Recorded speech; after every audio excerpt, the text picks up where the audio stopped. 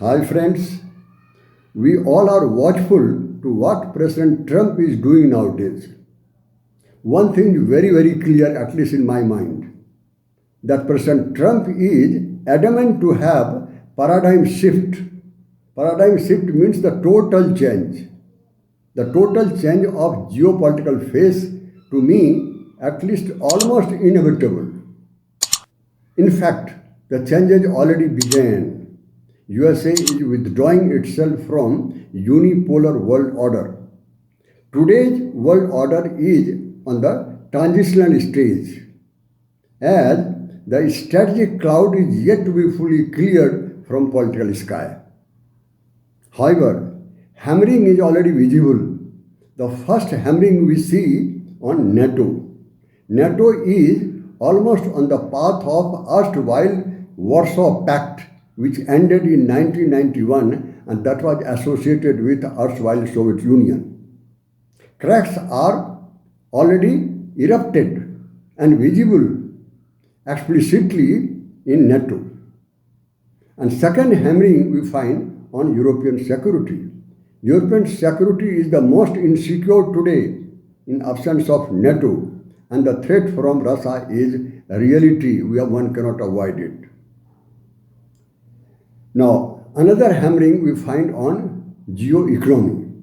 Geoeconomy, in fact, is crumbling. Trade war is knocking door worldwide. Reciprocal tariff is bound to have very heavy global inflation.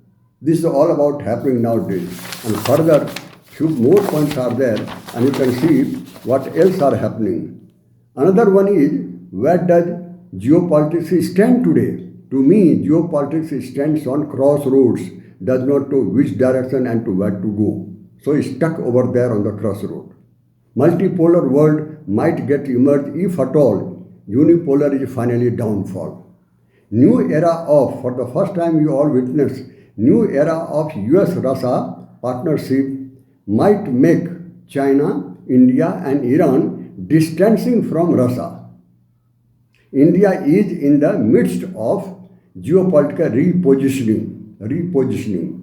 This is all about, in a nutshell, what is happening and what President Trump is doing nowadays.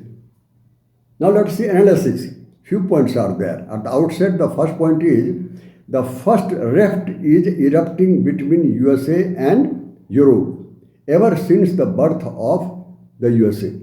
You all are aware, today's America is the past of Europe. It is Europeans, different countries from Europe. They had gone there in USA and established the state of United States of America. So never it happened any kind of rift or conflict between the two. The first conflict we find now on the issue of Russia and Ukraine. Anyway, protectionism today is bound to replace globalization. The globalization, as you are aware, which started after the downfall of Soviet Union. Countries today would prefer to have their own workforce. They may prefer to appoint their own people rather than the people from abroad. As a side effect, what will happen? As regards India is concerned, India's skilled workers will have to suffer it. This is what I find it. India and China, both of them faces dilemma of strategic partnership how to maintain with Russia, particularly after Russia-USA friendly tie began. This might force India and China to be tilted towards each other. Another possibility what I find is the triangle of China, India and European Union might emerge as a very strong strategic nexus geopolitically. As regards BRICS is concerned, BRICS might lose its relevance, particularly after in absence of US hegemony and NATO. Make India would be stepped up for self-technology, self-R&D, research and development, and also self-manufacturing. This would be a good point if at all it happens. And finally, the history of Soviet declining is repeating itself. In the USA, that withdrawing itself from NATO world organization and unipolarity. This is a common theme between the two. Withdrawal from Afghanistan has been the beginning of great powers' decline. It's a coincidence. Both, first Soviet Union declined after withdrawing from Afghanistan only in 1989. As regards USA is concerned, USA also withdrew from Afghanistan only in 2021 and now it is declining. So it's a coincidence, as I said, that great powers decline begins only after withdrawal of Soviet Union. This is what's happening.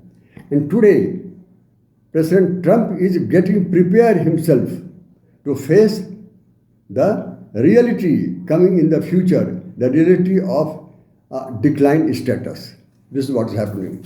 Now, two more points are there. As regards NATO, there is a similarity between downfall of NATO and Warsaw Pact. NATO is getting defunct from cracks inside, the cracks between USA and Europe. This is a fact.